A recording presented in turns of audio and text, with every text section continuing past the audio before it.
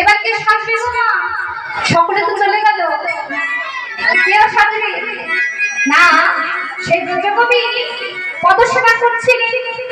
পদসেবা করতে করতে করতে করতে এবার পতির পা দুটিকে চরণ দুটিকে ছেড়ে পা টিপে টিপে পা টিপে টিপে পা টিপে টিপে যেই না চৌকাঠ পেরোতে যাবে,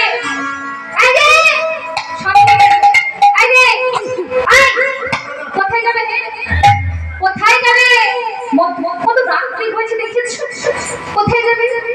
আরে দেখছো না আমার পতি ডাক এসেছে গো।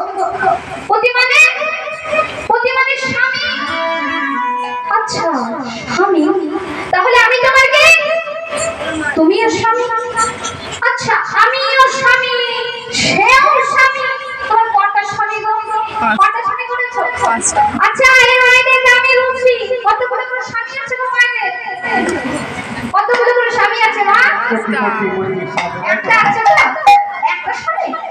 আচ্ছা একটা স্বামী, একটা মতে ব্রজকবি বলছে ও স্বামী, ও স্বামী, ও জানো না প্রত্যেকটা সতী রমণী দুটো করে পতি থাকে, একটা নিচে পতি আর একটা পতি। আচ্ছা আচ্ছা খেতে দেব আমি, পড়তে দেব আমি, শ্যাম্পু কিনে দেব, সাবান কিনে দেব, আর ওরে মধ্যরাত্রিতে একবার আসি কে মেনে নেবে না? বাবাদেরকে যদি বলেন আপনারা যে মধ্যরাত্রিতে আমার স্বামী ডাক এসেছে এখন যায়, মেনে নেবে না? কেউ মেনে নেবে? মানবে না। কোন স্বামী তোমাকে ডেকেছে আমি একবার দেখতে চাই।